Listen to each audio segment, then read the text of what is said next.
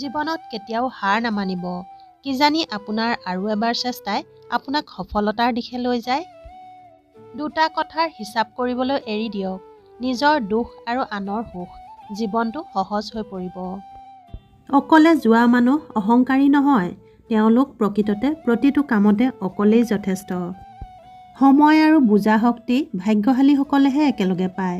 নহ'লে যেতিয়া সময় থাকে তেতিয়া বুজা শক্তি নাথাকে, আৰু যেতিয়া বুজা শক্তি থাকে তেতিয়া সময় নাথাকে। খং এনেকুৱা এক হাথিয়াৰ হয় যি আপোনাৰ হ'লেও আপোনাৰে ক্ষতি কৰে। যি লোকে আনৰ বাবে বেছি চিন্তা কৰে তেওঁলোক নিজেই এই দুনিয়াত অকলশৰীয়া হৈ পৰে। মানুহে কৰ্ম কৰাতটো নিজৰ মন মৰ্জি কৰিব পাৰে, কিন্তু ফল ভোগাত নহয়। আপোন সেইসকল হয় যাৰ সৈতে কথা মুকলিকৈ পাতিব পাৰি, চম্ভালি নহয়। জীৱনত আপোনতা প্ৰত্যেকেই দেখুৱায়, কিন্তু প্ৰকৃততে আপোন কোন হয় সেয়া সময়েহে কয়। জীৱনত এই দুটা কাম কেতিয়াও নকৰিব। 1. মিছলীয়া ব্যক্তিৰ সৈতে প্ৰেম। 2. সৰল ব্যক্তিৰ সৈতে গেম। যদি কোনো শিশুক উপহাৰ দিয়া নাযায় তেন্তে সি অলপ সময় কান্দিব, কিন্তু যদি সংস্কাৰ দিয়া নহয় তেন্তে গোটেই জীৱন কান্দিব। মানুহে অহংকাৰ আৰু ভুল বুজাবুজিৰ বাবে মহত্বপূৰ্ণ বস্তুবোৰৰ পৰা দূৰত থাকে। ভুল বুজাবুজিয়ে সত্য নকয়, আৰু অহংকাৰে সত্যটো চাবলৈ নিদিয়ে। মান আৰু সন্মানৰ যুদ্ধত কেতিয়াবা অকলশৰীয়া হৈ পৰে যদি অকলেই থাকিব, কিন্তু কাৰোবাৰ আগত নিজকে ভাঙি যাবলৈ নিদিব। নিজৰ সন্মান কৰিব, তেতিয়াহে আনৰ পৰা মান পাব। চিধা আৰু সৰল মানুহৰ সৈতে কেতিয়াও প্ৰবঞ্চনা নকৰিব, কাৰণ চিধা মানুহৰ উত্তৰ ভগৱানে আওপকীয়াকৈ দি দিয়ে।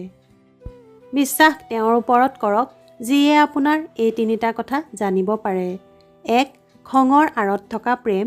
2. হাঁহিৰ আঁৰত থকা দুখ। আৰু 3. আপোনাৰ মৌনতাৰ কাৰণ। সমস্যা অহাটো সংকেত হয় যে আপুনি সঠিক পথত আগবাঢ়িছে, কাৰণ কঠিনতাই আমাক মজবুত আৰু শক্তিশালী কৰি তোলে। কোনো মানুহক দোষ দিয়াটো ইমানেই সহজ যিমান সাগৰত পাথৰ মৰাটো, আৰু দোষ পাহৰোৱাটো ইমানেই কঠিন যিমান সাগৰত দলিয়াই দিয়া পাথৰ বিচাৰি উলিওৱাটো। অহংকাৰ তেওঁৰেই হয় যিয়ে কোনো কষ্ট নকৰাকৈ সকলো পাই যায়। কষ্ট কৰি সুখ পোৱা লোকে আনৰ কষ্টৰো সন্মান কৰে। ভাল সময়তকৈ ভাল মানুহৰ সৈতে সম্বন্ধ ৰাখক। ভাল মানুহে ভাল সময় আনিব পাৰে, কিন্তু ভাল সময়ে ভাল মানুহ আনিব নোৱাৰে। খঙত কোৱা এটা শব্দ ইমানেই বিষাক্ত হ'ব পাৰে যে আপোনাৰ হাজাৰ মিঠা কথাকো 1 মিনিটত নষ্ট কৰি দিব পাৰে।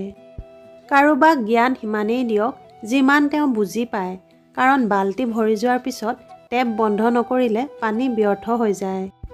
যেতিয়াই জীৱনৰ বিষয়ে চিন্তা কৰে তেতিয়া এইটো সদায় মনত ৰাখিব। অনুশোচনাই অতীত সলনি কৰিব নোৱাৰে, আৰু চিন্তাই ভৱিষ্যতক শুধৰাব নোৱাৰে। একাগ্ৰতাৰে কৰা পৰিশ্ৰমেহে বাস্তৱিক চমৎকাৰ কৰিব পাৰে। প্ৰতিটো কথাই যদি অন্তৰত লগায় তেন্তে কান্দিয়েই থাকি যাব। সেয়েহে যি যেনেকুৱা তেওঁৰ লগত তেনেকুৱাই হ'বলৈ শিকক।